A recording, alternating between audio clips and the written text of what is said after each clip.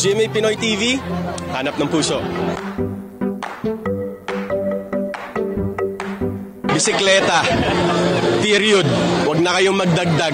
Huwag nyo na sabihin, sa tao, wala, bisikleta po talaga. At diba sa buhay natin, ako yun kasi yung lagi kong sinasabi na kagaya sa interview ko sa 24 Oras before, I don't understand why the basis of happiness and the presumption of happiness is having a love life or a partner.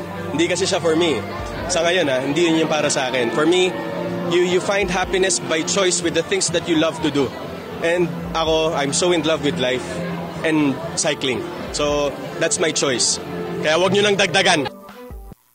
Welcome back mga kaltab. Ito na naman po ang inyong lingkod, si Mr. Destiny. At magbibigay na naman tayo ng pinakamainit na update po ngayon sa social media. Siguro naman po sapat na yung video na pinanood ninyo o yung boses mismo ni Alden Richards. Hindi natin pwedeng makuha yon mga kaltab dahil pagmamayari nga po yon ng Kapuso na kung saan yan po ay global Pinoy. Kumbaga international po yan sa mga social media. Ito yung sinasabi ko na kapag ka nagtitrending si Alden, lumalabas po talaga yan. Na-boycott na po ng Aldab yan. Yan po rin isa sa rason kung bakit malaki rin ang galit ng Eat Bulaga dahil simula nga po ng binoykot natin yan, ang GMA News Online na kung saan nga po international siya, bumagsak po. Malaki po talaga yung dinown niya. Kaya nga sabi ko sa inyo, ako hindi naman po tayo sa laging nagsasabi ng ganito ganyan, na ipaparamdam din po natin, na ibibigay din po natin yung mga bagay-bagay na alam po natin na talagang totoong naganap at totoong nangyari. Di po ba? Kaya nga sabi ko sa inyo dito sa channel ni Mr. Destiny, marami kayong maintindihan, marami kayong mauunawaan, marami kayong mga bagay-bagay na masasabing ganito, masasabing ganyan. Kaya nga sabi ko sa inyo, ako relax lang po ako, kampante, di po ba? Kung ano po yung mga nakikita ninyo at nababasa, galing naman po yun kina Alden Richards at kay Maine. Bagamat maraming mga kwento ang lumalabas, maraming nagsasabi na hindi totoo yan Mr. Destiny, fake news ka, lahat ng sinasabi mo walang katotohanan, okay lang po yun. Hindi naman po tayo nagmamatigas, hindi naman po tayo namimilit. Ang sa akin lang naman po ay kung ano lang naman po yung mga napapakinggan ninyo, nababasa, naririnig, di po ba? Lalo na po ngayon na talagang yung sigalot nga po ng Aldab Nation ay talaga naman pong mapapaisip kayo ng gusto. Talaga naman pong kayo makapagsasabi, kayo magpapatunay kung ano na nga po ba ang buong istorya at buong kwento. Kaya nga po pinarinig ko sa inyo yung video na yan. Respeto na lang po sa mga taong ayaw maniwala, sa mga nagsasabing hindi totoo. Nakita nyo naman po at narinig nyo na wala po talagang cut din. Wala po talagang mga kumbaga sinasabi at pahayag po ng iilan. Hindi po ba? Hindi, real talk to. Kaya nga po kita nyo kalmado lang po ako Kampante lang po ako. Hindi ako basta-basta naapektuhan.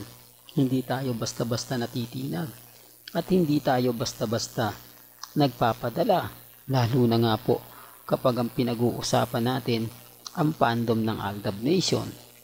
Yan lang naman po yung kagandahan Yan lang naman po yung lagi kong sinasabi, lagi kong pinapaliwanag na yung iba nga po naiinis na po. Nauumay na nga po sa mga sinasabi ko. Pero yun po talaga yung istorya Yun po talaga yung buong kwento. Yun din po talaga yung buong pagpapatunay. Di po ba? Siyempre, respeto na lang po yan sa mga bitter. Respeto na lang po yan sa mga taong kumbaga inis at galit na galit po sa akin. Di po ba? Bagamat maraming mga kwento na talaga naman pong mapapaisip ka, kwento na masasabi mo na tama ba yan Mr. Destiny? Okay ba yan Mr. Destiny? Napanood ko na ba yan Mr. Destiny? Di po ba?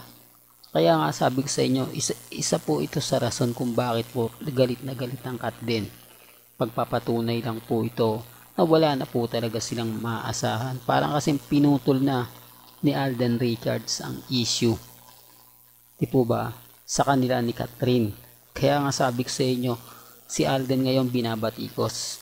Wala daw po siyang love life, etc. etc. Pero gaya nga po ng sinabi ko sa inyo at pinaliwanag, depende na lang po yan sa sitwasyon. Depende na lang po yan sa mga magaganap at mangyayari. Ang importante lang naman po, kung ano lang po yung latest, kung ano lang po yung trending, yun lang naman po ang ihahatid natin. Yun lang naman po ang lagi nating sinasabi at lagi nating pinapaliwanag. Di po ba?